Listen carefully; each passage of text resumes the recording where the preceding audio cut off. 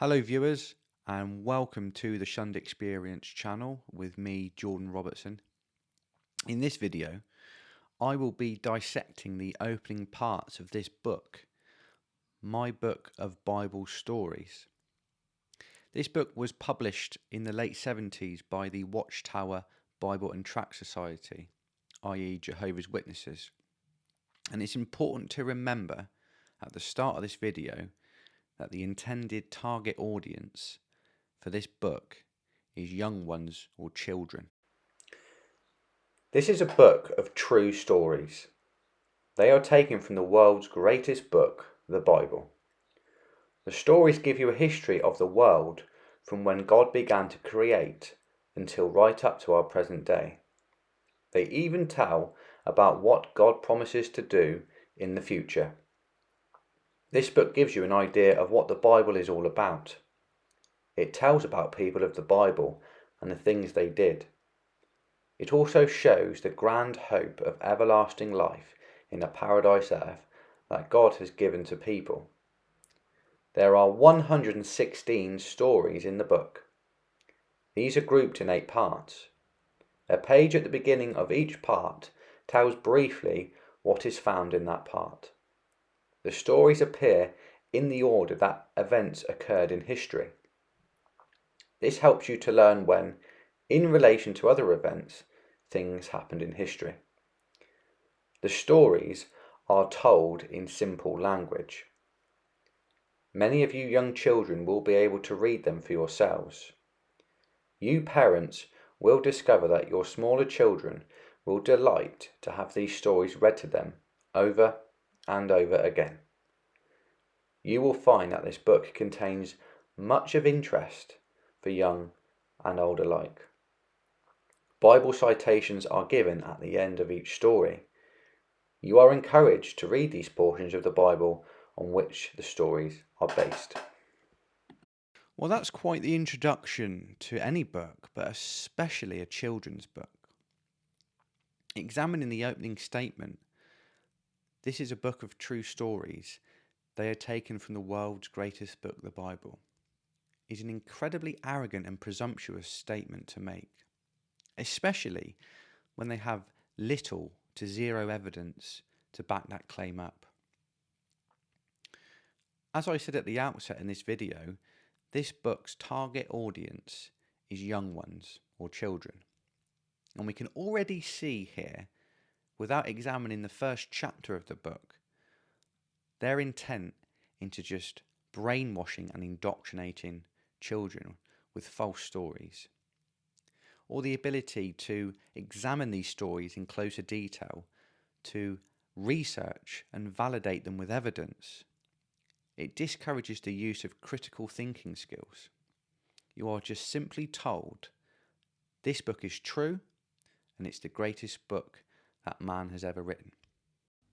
After examining the first chapter of this book, I stumbled across some very interesting claims that were made by the governing body.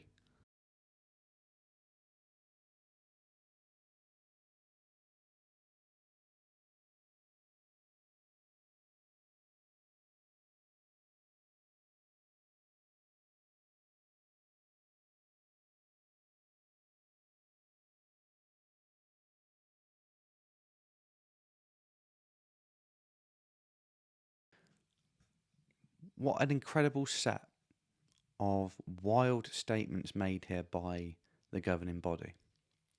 And we're only just into the first chapter and past the introduction of this book.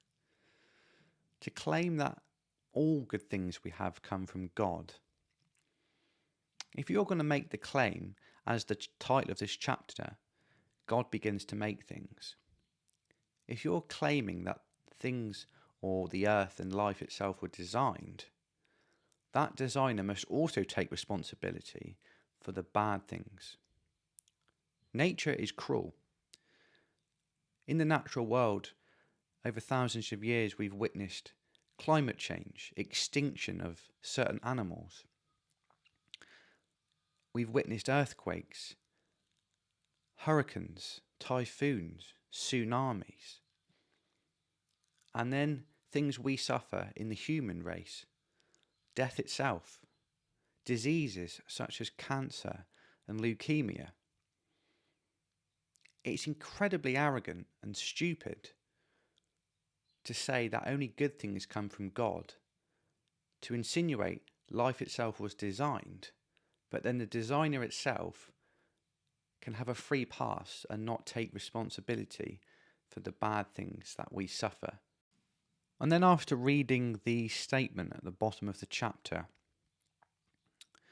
God certainly has a lot more work to do to make the earth a really nice place for humans and animals. We're still waiting. What about the organisation God claims to back in keeping it clean from paedophiles? What about those who suffered for refusing blood transfusions? What about families who have been torn apart by practices such as shunning? This God has an awful lot of work to do to make this place a nice place for humans and animals to live in. I think what's extremely alarming in this book, again, is the wild claims it continues to make. Not forgetting the intended target audience of this book is young children. Nowhere have we seen in this book so far it's encouraging its readers to use critical thinking skills, to validate these wild statements with hardcore evidence, to be skeptical about what they read, to do external research and try and validate these statements without using the Bible. And then, as we're going to see further on in this series, when I delve deeper into different Bible accounts through this book, you're going to see the level of extreme, inappropriate artwork that children are exposed to. But also they will read accounts of extreme genocide, extreme violence and war, punishment, slavery, historical inaccuracies, and then not forgetting the main purpose of the book, the doomsday theology of Jehovah's Witnesses, that the only solution on earth to our problems is again for God to commit mass genocide.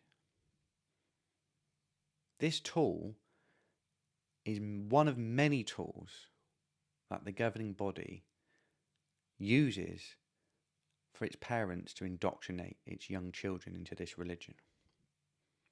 I can remember reading this book as a young child. I think it was one of the first books that I ever picked up and can remember. And having those stories read to me at bedtime over and over again,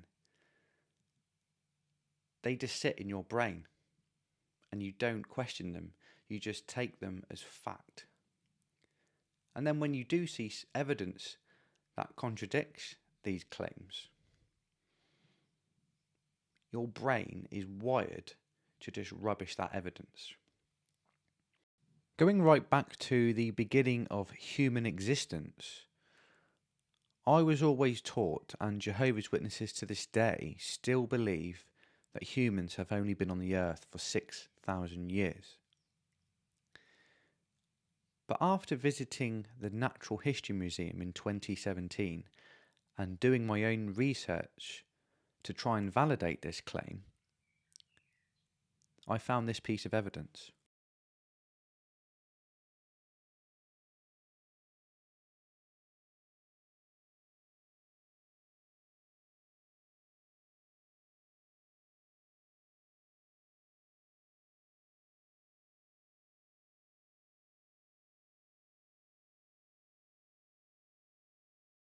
This was just one of many pieces of evidence that I found to disprove something that I'd always held as fact. That humans have been on the earth a lot longer than 6,000 years. I've also learnt that humans have evolved over a very, very long time, much longer than 6,000 years. This book is designed for children, and we've already found one inaccuracy in it. So if we can find one piece of inaccuracy, I'm sure we can find many more. And not just lies, but also extreme violence. Things children should not be exposed to. This book is a dangerous weapon that has been used for many years by the governing body. The way it is written to indoctrinate its children, its readers, to just believe what they're being told as fact. And as we will see in future videos, the level of inappropriate artwork and graphic accounts contained in the Bible. Well, I hope you enjoyed this video. Please like and subscribe to the Shunned Experience channel. Please look out for future videos, and thank you very much for watching.